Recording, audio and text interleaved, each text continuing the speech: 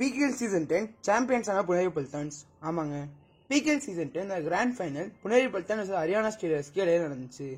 இந்த மேட்ச் பார்த்தீங்கன்னா ரெண்டு ஸ்ட்ராங் டிஃபென்ஸ் டீமுக்கு நடுவில் நடந்துச்சு.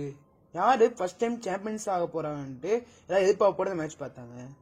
புனேரி பல்டான் ஸ்டார்டிங் 7 பர்ஃபார்மன்ஸ் பார்த்தீங்கன்னா கேப்டன் அஸ்லாம் இனாம்தார் 3 ரைட் பாயிண்ட்டும் பிளஸ் ஒரு டேக்கிள் பாயிண்ட்டும், அபினேஷ் நடராஜன் மற்றும் சங்கீத் சாவந்த் ஒரு டேக்கிள் பாயிண்ட்டும், மோஹித் கோயத் 5 ரைட் பாயிண்ட்டும், பங்கஜ் மொஹித்தே 9 ரைட் பாயிண்ட்டும், கௌரவ் காட்ரி 4 டேக்கிள் பாயிண்ட்டும், ஷாட்லு 2 டேக்கிள் பாயிண்ட் எடுத்திருந்தாங்க.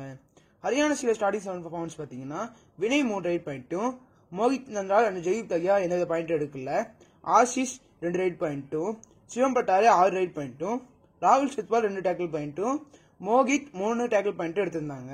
இந்த மேட்ச்ல கேம் சேஞ்சிங் மொமெண்ட் பார்த்தீங்கன்னா பங்கஜ் மொஹித்தேவோட 4 பாயிண்ட் ரைடு தான்.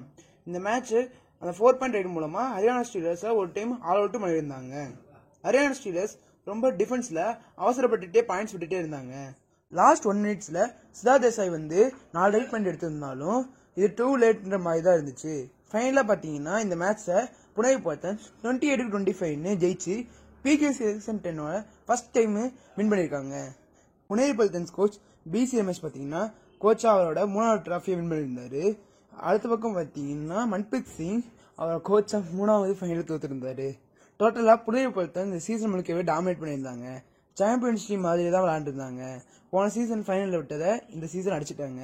இந்த டோர்னமெண்ட்டே வேற லெவலா முடிஞ்சிருந்துச்சு. இதை பத்தி நீங்க என்ன நினைக்கிறீங்க? கமெண்ட் பண்ணுங்க.